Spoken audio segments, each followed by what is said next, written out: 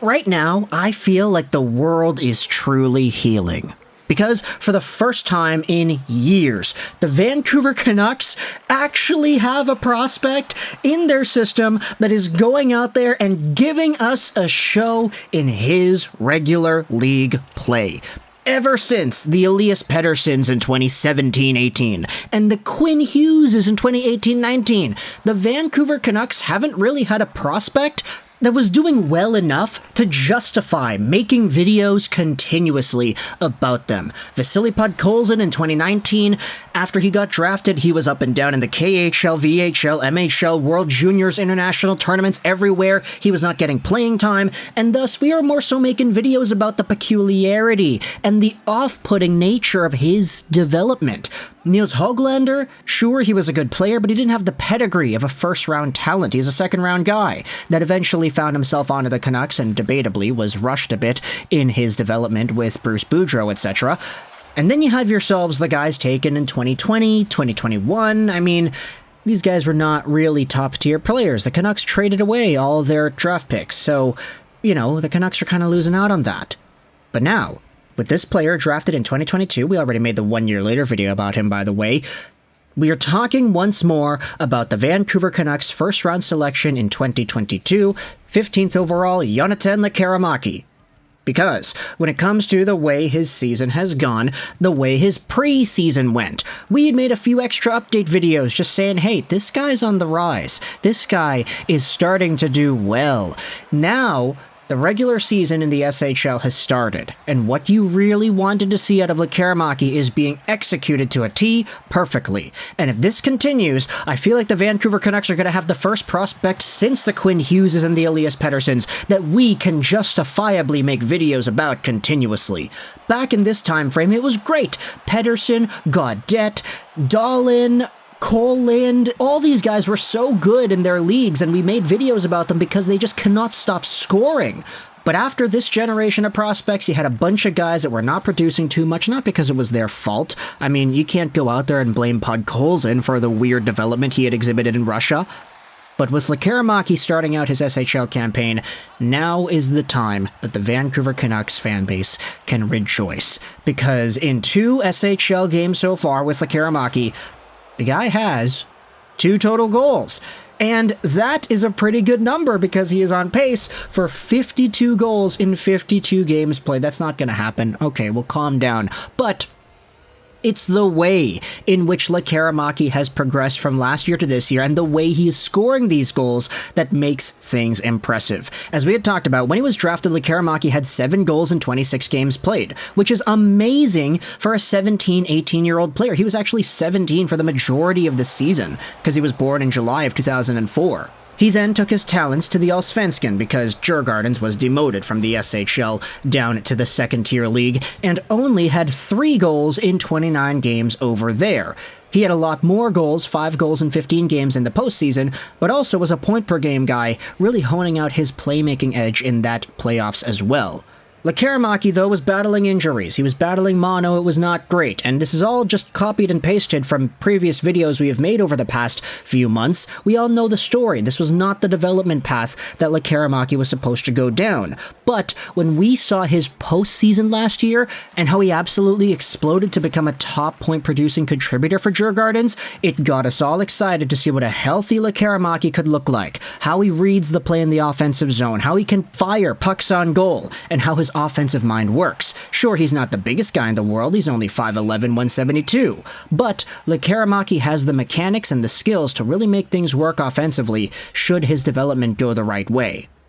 And boy oh boy, has it gone the right way. The 2 goals he had scored so far for Örebro this season in the SHL, top pro men's league in Sweden, absolute bomb one-timer shots. We're talking Ovi spot, classic left side right-handed shooter type of material where the puck gets sent over to him and he fires it, goes on one knee to put it in the back of the goal. This is a guy who's becoming a trigger man, and this is the type of goal that he would score consistently in his draft-eligible year. It's why he was labeled as one of the top prospects in the draft in terms of goal output. And heading into this season, Lekkerimaki has gotten off to the right foot. Not only has he had 2 goals in 2 SHL games, but I'm pretty sure he had 5 goals in 8 preseason games. So if you take a look at the sample, I mean, 7 goals in 10 games so far, preseason and regular season included. This is what we wanted. Goal production out of Lekkerimaki. Sure, the playmaking edge he had exhibited at the World Under-18s a few years ago and the playoffs last year, that's great. We love to see goal scorers round out their offensive style by adding a really deceptive playmaking edge, and Lekkerimaki was able to do that. But if he's really able to return to that goal-scoring route of his that made him such a valued prospect in 2022 in the first place, then that is even better. Add on the playmaking, add on all the goal scoring. Sure, he's at 0 assists in 2 games right now, but the guy's been the trigger man. He has been the killer on that left side for Arebro, and things may only be looking to get better. Of course, this is only September. It's the middle of the month. We still have a lot more time of hockey to go. And for Lekkerimaki, he did not play the full season last year because he was slowed down by mono. Sure, he did make his stint known at the World Juniors, etc. It's going to be really interesting to see Lekkerimaki at the World Juniors again this year because he still has 1 more year of eligibility. In last year's tournament, he had 1 goal in 7 games played. This year, he's already scoring against men. Does he take that success into the U20 tournament in this year's crop of play?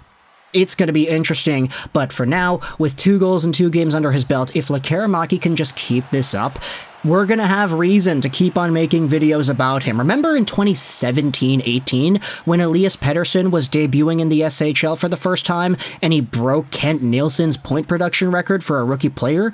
We chronicled the entire event as if it were some kind of countdown to a big show. Every time Pettersson passed a Swedish legend in terms of rookie 18-year-old scoring in the Swedish league, we would talk about it. Oh, he beat out Daniel Sedin, he beat out Peter Forsberg, he beat out Nicholas Backstrom, he beat out Kent Nilsson, and he was the #1 guy in SHL point production for a rookie player until Linus Carlsson took over, but Linus Carlsson was a bit older when he made his SHL debut. Also a Canucks prospect, which is good to see, but this is a guy in Lekkerimaki who technically, I don't know what the rules are in the SHL because in his draft-eligible season, he had already played 26 games. Does that count as a rookie season? Like, sure, 26 games is not the full however many games they play in the SHL. I think it's somewhere in the 50 territory.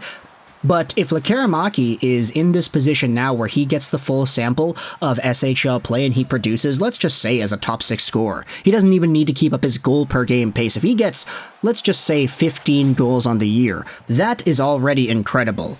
If he's able to add on that playmaking side too, then who knows where the ceiling is. If you want some reference here, Elias Pettersson in his only SHL campaign had 24 goals and 32 assists for 56 points in 44 games. He was a rookie, he was a teenager, he was the best player in the league, he was #1 in points.